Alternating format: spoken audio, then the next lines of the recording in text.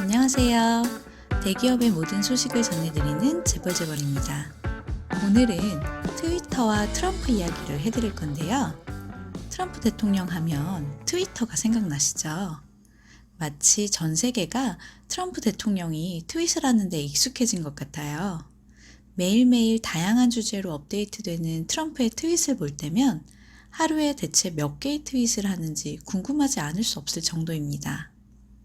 트럼프 대통령은 임기 첫 해인 2017년 하반기 동안 하루 평균 8.6회의 트윗을 했어요. 정말 엄청 많은 양이죠. 그런데 임기 3년 차인 지난해 하반기에는 무려 하루 평균 28.1회의 트윗을 날렸어요. 말 그대로 폭풍 트윗이었죠. 트럼프의 트윗은 당선 전부터 논란이 되었기에 트럼프는 2016년 11월 대통령 당선 당시 인터뷰에서 트윗을 자제할 것이라고 말했어요. 트럼프 대통령은 1년 정도 그 약속을 지키는 듯 하더니 2018년부터 참지 못하고 트윗을 계속 늘려나갔어요. 뉴욕타임즈가 2017년 1월부터 2019년 10월까지 트럼프 대통령의 트윗 내용을 분석한 것을 보면 트럼프 대통령의 성향을 엿볼 수 있어요. 총 1만 1000여 건의 트윗 중에서 공격하는 트윗이 5889건이었고 칭찬하는 트윗은 4876건이었어요. 트럼프 대통령의 공격적인 성향을 알 수 있죠. 공격의 대상은 주로 민주당이었어요. 그리고 칭찬하는 트윗 중 절반 가까이는 자기 자신을 칭찬하는 내용이었습니다. 정말 트럼프 대통령답죠. 공격적인 트윗을 많이 날리다 보니 논란에 휩싸인 것도 한두 번이 아니에요. 그럼에도 불구하고 트럼프 대통령의 트윗은 계속 늘어나고 있어요.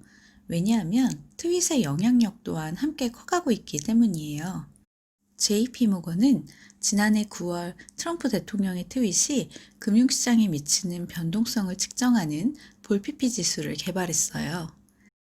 JP모건이 분석한 자료에 따르면 트럼프 대통령이 2018년부터 2019년 9월 초까지 올린 4천여 개의 트윗 중에서 146개가 채권 시장에 영향을 미친 것으로 나타났어요.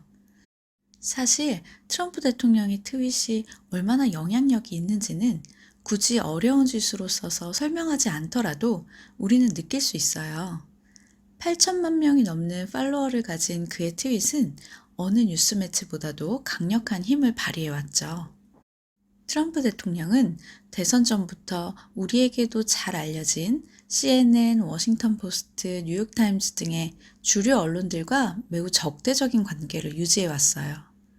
기자회견장에서 트럼프 대통령이 CNN 기자를 향해 소리치고 나가라고 말하는 모습은 이제 낯설지 않아요.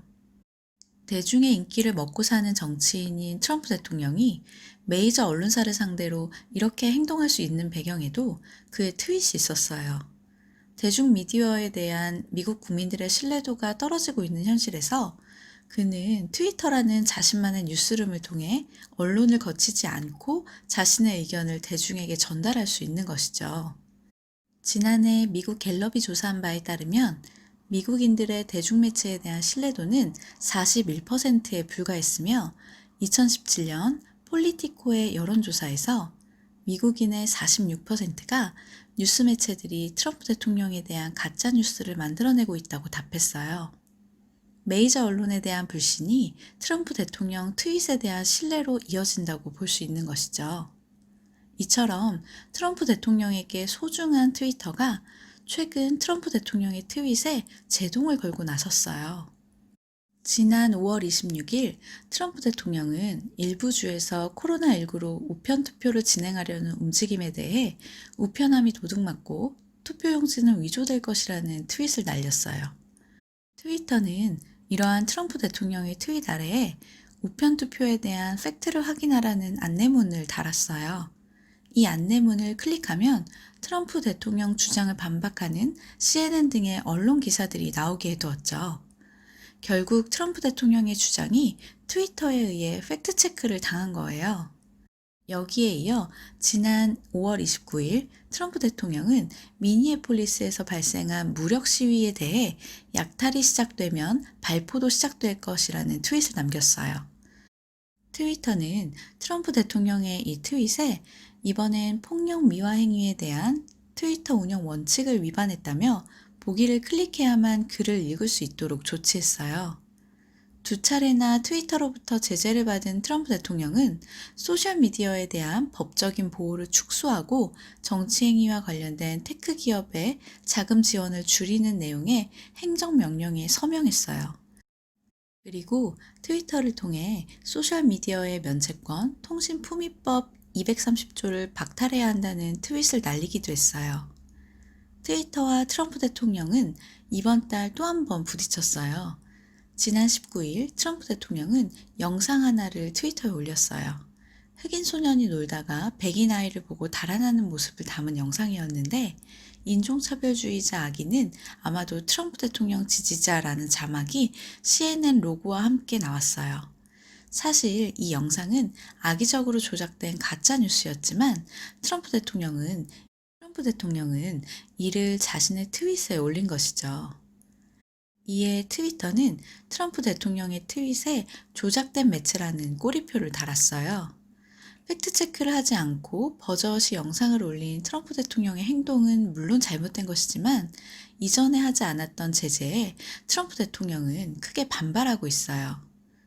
트럼프 대통령 입장에서는 11월 대선을 앞두고 자신이 가장 애용하는 언론 플랫폼과의 전쟁을 하게 된 셈이죠. 하지만 자신의 가장 강력한 무기 중 하나를 자신의 손으로 파괴할 수 없는 만큼 트위터를 다루는데 어려움을 겪을 것으로 보여요. 트럼프 대통령은 트위터의 조치에 반발하면서 트위터가 2020년 대선에 개입하고 있다고 말했어요. 트럼프 대통령의 이 말에는 사실 뼈가 담겨 있습니다. 왜냐하면 실리콘밸리는 오랜 기간 민주당의 텃밭이었으며 그 중에서도 트위터 직원들은 민주당 지지 성향이 매우 강하기 때문이에요. 결국 민주당을 지지하는 사람들이 모여 자신의 재선을 막고 있는 것이 아닌가 의심하는 것이죠. 실리콘밸리는 클린턴 대통령이 출마한 1992년 이래 7번의 대선에서 민주당 후보들에게도 압도적인 지지를 보여준 곳이에요. 트럼프 대통령이 당선된 지난 2016년 대선도 마찬가지였죠. 실리콘밸리가 있는 샌프란시스코에서 힐러리는 무려 85.04%의 지지를 얻은 반면 트럼프 대통령은 단 9.29%의 지지를 얻는 데 그쳤어요. 트럼프 대통령이 이민 제한 정책을 추진하고 파리 기후협정에서 탈퇴하는 등 실리콘밸리가 추구하는 가치들에 반하는 행동을 해오고 있는 만큼 앞으로도 상황이 크게 바뀔 것 같지 않아요. 그러다 보니 실리콘밸리를 대표하는 테크 기업 직원들의 정치 후원금이 대부분 민주당으로 향하고 있어요. 비즈니스 인사이더는 2004년 이후 미국 IT를 대표하는 기업들인 페이스북, 애플, 아마존, 넷플릭스, 구글 직원들의 정치 후원금의 90% 이상이 민주당에 기부되었다고 보도했어요. 유명한 테크 기업들 중에서도 가장 반 트럼프 대통령적인 직원들이 모인 기업이 바로 트위터예요. 미국의 정치 자금을 공개하는 비영리 단체인 오픈시크릿에 따르면 트위터 임직원의 정치 후원금 99%가 민주당에 기부된 것으로 나타났어요. 결국 트럼프 대통령 입장에서는 나를 싫어하는 직원들이 모인 집단에서 나를 떨어뜨리려고 조치를 취하고 있다고 생각하는 것이죠. 조금 더 주제를 확장해 볼까요? 최근 바이든과 트럼프 대통령의 지지율 격차가 벌어지면서 바이든이 대통령이 됐을 경우에 이해득실을 따지는 보고서들이 많이 발간되고 있어요. 앞서 말한 바와 같이 실리콘밸리는 트럼프 대통령의 지지층이 있는 지역이 아니에요.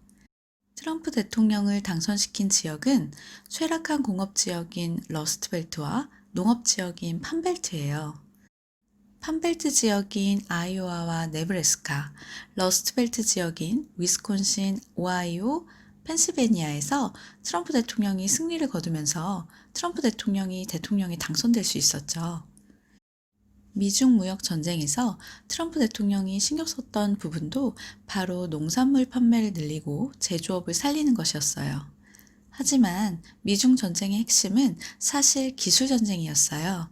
대표적 사례가 중국의 화웨이 제재였고요. 만약 바이든이 대통령이 된다면 미국은 테크 기업들에게 보다 관심을 가지게 될 것이고, 테크 기업들이 원하는 정책들을 펼칠 가능성이 높아요. 이렇게 되면 기술 전쟁의 중심인 미중 무역 분쟁에서 중국은 아마도 더 어려움에 처하게 될 수 있어요. 과연 미국과 전쟁을 벌이는 중국은 누가 대통령이 되는 것을 더 껄끄러워할까요? 오늘의 재벌재벌 소식은 여기까지입니다. 여러분의 구독과 좋아요는 큰 힘이 됩니다. 감사합니다.